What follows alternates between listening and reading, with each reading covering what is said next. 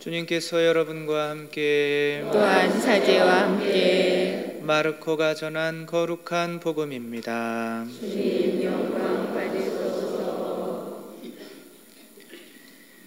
며칠 뒤에 예수님께서는 다시 가파르나움으로 들어가셨다. 그분께서 집에 계시다는 소문이 퍼지자 문 앞까지 빈자리가 없을 만큼 많은 사람이 모여들었다. 예수님께서는 그들에게 복음 말씀을 전하셨다. 그때 사람들이 어떤 중풍병자를 그분께 데리고 왔다. 그 병자는 4사람이 들 것에 들고 있었는데 군중 때문에 그분께 가까이 데려갈 수가 없었다. 그래서 그분께서 계신 자리에 지붕을 벗기고 구멍을 내어 중풍병자가 누워있는 들것을 달아 내려보냈다. 예수님께서는 그들의 믿음을 보시고 중풍병자에게 말씀하셨다. 얘야, 너는 죄를 용서받았다. 율법학자 몇 사람이 거기에 앉아 있다가 마음속으로 의아하게 생각하였다. 이 자가 어떻게 저런 말을 할 수 있단 말인가? 하느님을 모독하는군. 하느님 한 분 외에 누가 죄를 용서할 수 있단 말인가? 예수님께서는 곧바로 그들이 속으로 의아하게 생각하는 것을 당신 영으로 아시고 말씀하셨다. 너희는 어찌하여 마음속으로 의아하게 생각하느냐? 중풍병자에게 너는 죄를 용서받았다 하고 말하는 것과 일어나 내 들 것을 가지고 걸어가라 하고 말하는 것 가운데에서 어느 쪽이 더 쉬우냐? 이제 사람의 아들이 땅에서 죄를 용서하는 권한을 가지고 있음을 너희가 알게 해주겠다. 그러고 나서 중풍병자에게 말씀하셨다. 내가 너에게 말한다. 일어나 들 것을 들고 집으로 돌아가거라. 그러자 그는 일어나 곧바로 들 것을 가지고 모든 사람이 보는 앞에서 밖으로 걸어 나갔다. 이에 모든 사람이 크게 놀라 하느님을 찬양하며 말하였다. 이런 일은 일찍이 본 적이 없다. 주님의 말씀입니다. 그리스도님 찬미합니다. 앉으십시오. 참 예수님. 오늘 예수님께서 중풍병자를 고치십니다. 중풍병자를 고치는 게 오늘 복음의 핵심은 아닙니다. 오늘 복음의 핵심은 병을 고치고 안 고치고가 중요한 게 아니라 사람에게 죄를 용서하는 권한이 있는가 없는가가 중요한 겁니다. 여러분들이 과연 사제에게 가서 죄를 용서받는 게 합당한가 아닌가가 오늘 복음의 핵심입니다. 오늘 그거를 깨닫고 가지 못하면 잘못 이해하고 가는 거죠. 오늘 4명이 이 중풍병자를 데리고 왔다고 하는데 제가 아주 어렸을 때 목욕탕에 아버지랑 같이 가서 제가 호기심이 많아가지고 사우나실에 남들 따라 들어갔다가 그분들 다 나가시고 혼자 갇혀가지고 숨 막혀가지고 덥고 숨 막혀가지고 죽을 뻔한 적이 있는데 아무리 문을 열어도 제 힘으로는 안 열리더라고요. 근데 어떤 분이 나중에 이게 지속되면 지옥이구나. 그런데 어떤 분이 열어주셔가지고 그러니까 저희도 혼자 내 죄는 용서받을 수 있어 그래가지고 절대 구원 못 받습니다. 누군가가 4명이 데리고 와야 되는 거죠. 믿지 않는 사람 1명이 있으면 주위 4명이 바둑 둘 때 4명이 이렇게 알 4개가 둘러싸면 하나 죽잖아요. 그렇죠? 그런 것처럼 안 믿는 사람이 있으면 믿는 사람 4명의 믿음을 보고 이렇게 구원해 주시기는 하는데 아무튼 이게 핵심은 아니라는 거죠. 오늘의 핵심은 예수님께서 병 고쳐주러 이 사람이 병 고쳐달라고 왔는데 예수님은 느닷없이 이런 말씀을 하십니다. 너의 죄는 용서받았다. 참 느닷없죠? 그래서 왜 병 고쳐달라고 그랬는데 아직도 사람들이 그런 예수님이 미리 아신 거죠. 미래에도 사람들이 이제 교회에서 사람이 신부님이 죄를 용서해 주는 것에 대해서 반대하는 사람이 있을 거다. 그 옛날에도 이렇게 아니 어떻게 사람이 사람의 죄를 용서해 줄 수 있단 말인가? 이 사람은 하느님을 모독하는구나. 이렇게 생각을 했고 지금도 그렇게 생각하는 사람들이 있습니다. 근데 이제 예수님은 그거를 아시고 사람에게 죄를 용서하는 권한이 있음을 보여주겠다. 죄를 용서하는 권한은 보여요, 안 보여요? 안 보이니까 사람들이 안 믿죠. 그러니까 보이는 방식으로 일어나 내 들 것을 들고 집으로 돌아가거라. 이 기적을 행해 주시는 게 곧 죄를 용서하는 권한이 있음을 보여주시는 거예요. 이해가 가세요? 이거 가면 큰일이에요. 이거는 여기서 우리한테 기적은 많이 일어나요. 뭐 제가 아는 말씀 전에도 말씀드렸듯이 한 신부님 아버지는 40년 전인가 그 지학순 주교님 살아계실 때 지학순 주교님이 안수를 이렇게 하셔가지고 얼굴이 다 가스 때문에 시커멓게 타가지고 막 코도 없어지고 막 귀도 없어졌는데 2시간 만에 그래서 이제 영안실에 들어가는데 산 것 같아가지고 잠깐 이렇게 했는데 2시간 만에 다 새살이 돋아나고 코도 생기고 입도 생기고 막 그런 일이 있었어요. 그분한테 직접 들은 겁니다. 기적들은 주위에 많아요. 놀라지 말고 기적들은 많은데 하느님이 예수님이 이렇게 기적을 하는 힘이 있다면 동시에 죄를 용서하는 권한도 가지고 있다는 거예요. 오늘의 뜻은 그러니까 예수님이 사람의 죄를 용서하는 권한을 가지고 있음을 보여주겠다 하면서 사람의 병을 고쳐준 거는 누군가 이 세상에서 사람의 병이 고쳐지는 기적이 있다면 동시에 하느님께서는 그 기적뿐만이 아니라 죄를 용서하는 권한도 주셨다는 거죠. 아라비안 나이트 아시죠? 아라비안 나이트에 나오는 이야기 중에 인도에 그때는 근친상간이 이렇게 허용이 됐나 봐요. 공주는 1명이고 왕자는 3명이었어요. 이 3명의 왕자가 1명의 공주를 좋아하는 거죠. 임금이가 1명이랑 결혼시켜야 되겠는데 어떻게 해야 될까 생각 중에 이 3명한테 각자 돈을 조금씩 많이 주고 세상에서 가장 귀한 보물을 하나씩 사와봐라 시험하려고 하는 거죠. 첫째는 가다 보니까 나르는 융단 보셨죠? 그래요. 막 대답하다가 큰일 납니다. 나르는 융단 없어요. 아무튼 나르는 융단을 사고 둘째는 아주 멀리까지도 볼 수 있는 망원경을 사고 셋째는 뭘 살까 돌아다니다가 보니까 한 사람이 이렇게 사과를 하나를 팔고 있는데 이 사과는 어떤 병이든 다 낫게 하는 사과예요. 먹으면. 근데 이제 3명이 이제 형제가 다 살 거를 사고 다 모여가지고 둘째가 망원경으로 이제 공주가 보고 싶으니까 망원경으로 보니까 공주가 오늘 내일 하는 거예요. 죽어가는 거예요. 이거 큰일 났다. 우리 빨리 돌아가야겠다. 그러니까 나르는 융단이 있죠. 그 나르는 융단을 타고 이제 가서 공주가 누구도 병을 못 고치니까 이 막내에 뭐를 줬겠어요?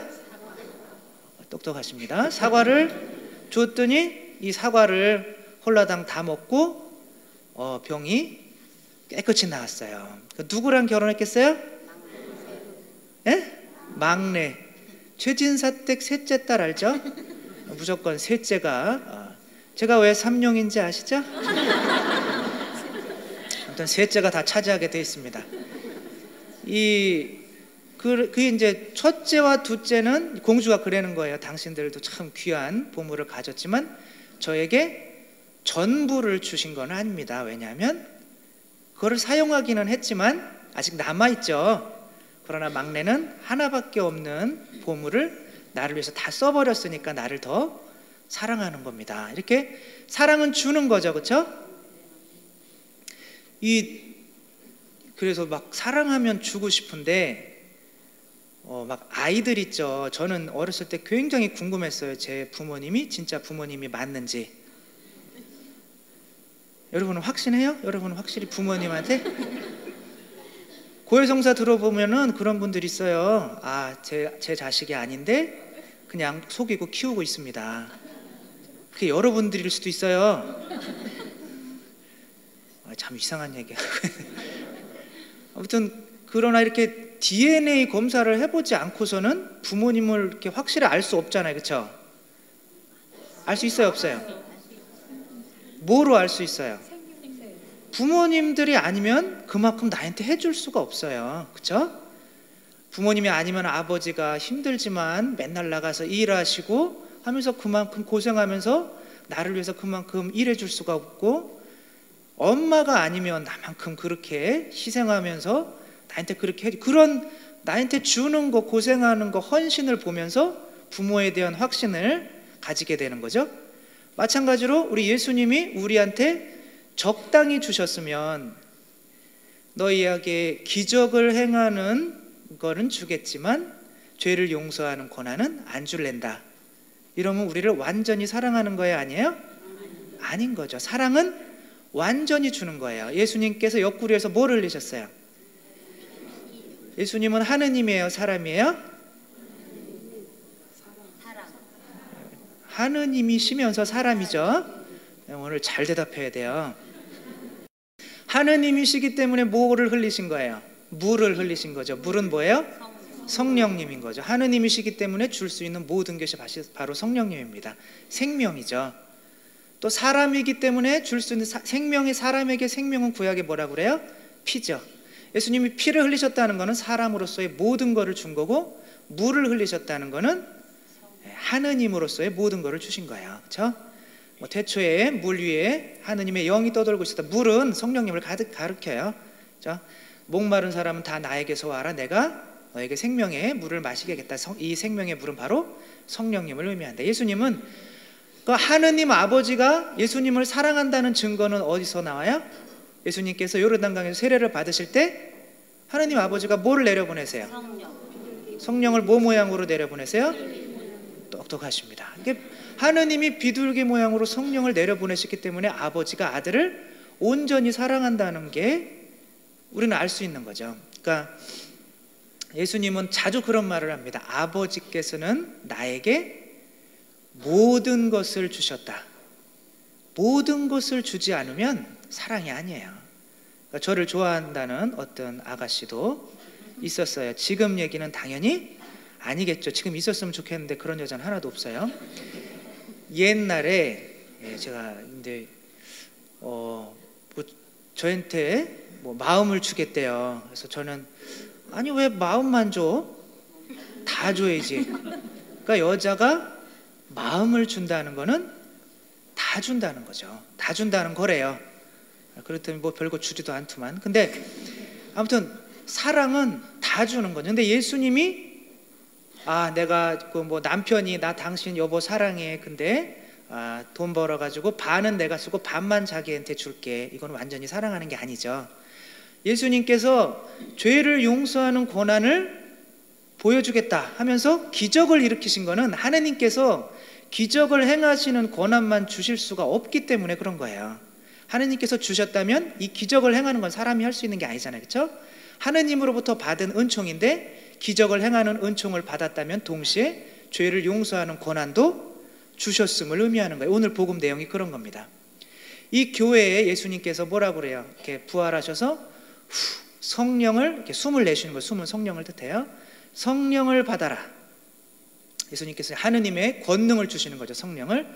누구의 죄든지 너희가 용서하면 용서받을 것이고 용서하지 않으면 용서받지 못한 채로 남아있을 것이다. 분명히 성경에 이렇게 교회에 용서하는 권한을 줬어요. 근데 뭐예요? 고해성사 많이 봐야 안 봐요? 세례를 받고도 10명 중에 7명은 고해성사를 안 봅니다. 신부님한테 무릎 꿇고 내 죄를 고하는 게 창피해가지고, 그래가지고 이제 나중에 하느님 나라 가면 하느님 앞에서는 입도 뻥끗 못하고 사람에게 고백하는 게 두려우면 하느님 앞에서 어떻겠어요? 쥐구멍만 찾다가 스스로 이제 지옥에 가게 되는 겁니다. 하느님 앞에서 감히 견딜 수가 없어요. 하느님이 이 세상에 이런 은총을 주셨는데 우리가 이게 이 은총을 이용을 못하는 거죠. 그래서 제가 이제 구역 판공을 이제 하게 될 건데, 여러분들이 주위에 있는 사람들 끌어내와서 그 판공 때 판공 보게 못하면 이 지금 구역으로 나가는 게 아무 의미가 없어요. 그렇죠? 구역 판공할 때 주위에 있는 사람들, 적어도 가족들, 안 믿는 사람들 한 번씩이라도 이번에 신부님께서 오시니까 이렇게 판공 고해성사 한번 보자, 이거 구원해 주시기 위한 거예요. 이 고해성사가 베드로에게 준 뭐예요? 이거 맞춰야 우리 고산 성당 똑똑하다는 소리 듣습니다. 베드로에게 뭘 줬어요? 아무 열쇠가 아니겠죠? 하느님 나라의 열쇠죠. 베드로 위에 교회를 세우면서 교회만 세운 게 아니라 그 교회를 통해서 당신께 나아오라고 하늘나라의 열쇠를 주셨어요. 네가 땅에서 매면 하늘에도 매어 있을 것이고, 너희들이 땅에서 용서하면 하늘에서도 용서받을 것이고, 네가 땅에서 풀면 하늘에도 풀려 있을 거야. 네가 땅에서 매면 하늘에도 매어 있을 것이고, 네가 땅에서 용서해 주지 않으면 하늘나라에서도 용서받지 못할 것이고, 네가 땅에서 풀면 하늘나라에서도 용서받을 것이라 이거죠. 이 하늘나라의 열쇠를 교회에 주셨고, 그래서 마테오는 이 기적이 똑같은 이 얘기를 하면서 사람들이 이 기적을, 예수님이 이렇게 기적을 한 걸 보면서 사람들이 사람에게 사람을 용서해 줄 수 있는 고난을 주신 하느님을 찬미했다, 이렇게 쓰고 있는데, 자세히 읽어보면 한 사람 예수님께 용서하는 고난을 줬다고 그렇게 안 써요. 마테오도 용서하는 고난을 받은 한 사람의 사람이에요. 분명히 이런 논쟁이 있을 걸 알고 사람들이라고 씁니다. 사람들에게 용서하는 고난, 지금 예수님만 보고 있으면서 사람들이라고 쓰는 거예요. 미래에도 사제들이나 용서할 수 있는 고난을 받은 사람들을 생각하는 거예요. 사람들에게 용서할 수 있는 고난을 주신 하느님을 찬미했다. 그러니까 우리들도 저같이 하찮은 사람에게 사죄로 해주고, 또 여러분들에게 죄를 용서할 수 있는 고난을 하느님께서 주셔서 여러분들이 죄를 용서받고 하느님 나라에 갈 수 있게 돼서 하느님을 찬미해야 돼요, 안 찬미해야 돼요? 아멘. 네, 하느님을 이렇게 나도 용서받고 찬미하는 것도 중요하지만, 그래서 교회를 통하지 않고서는 하느님 나라 가기 힘들겠죠. 용서받지 못하니까. 그래서 우리들이 힘이 있을 때, 제가 그 사우나실에 갇혀 있을 때 누군가가 이 4명이 데리고 왔다는데, 이 4명은 바로 교회를 상징하는 거예요. 여러분들을 상징하는 겁니다. 여러분들이 거기서 나오지 못하는 사람들한테 열어주지 않으면 그 사람들 혼자 힘으로 교회 보러 못 나옵니다. 여러분들이 가셔서 그 사람들 데리고 오셔서 이제 그 치유를 받게 하는 거죠. 여기 예수님은 육체적인 거를 치유해 준 것처럼 보이지만 실제로 죄도 용서를 해주신 것처럼 우리들도 밖에 나가서 이렇게 도저히 안 믿는 사람이 있으면 4명이 같이 가서 한꺼번에 노력해가지고 믿지 않는 사람들 다시 성당에 데리고 와서 이 하늘나라의 열쇠로 꼭 구원받을 수 있도록 하는 우리들 됐으면 좋겠습니다.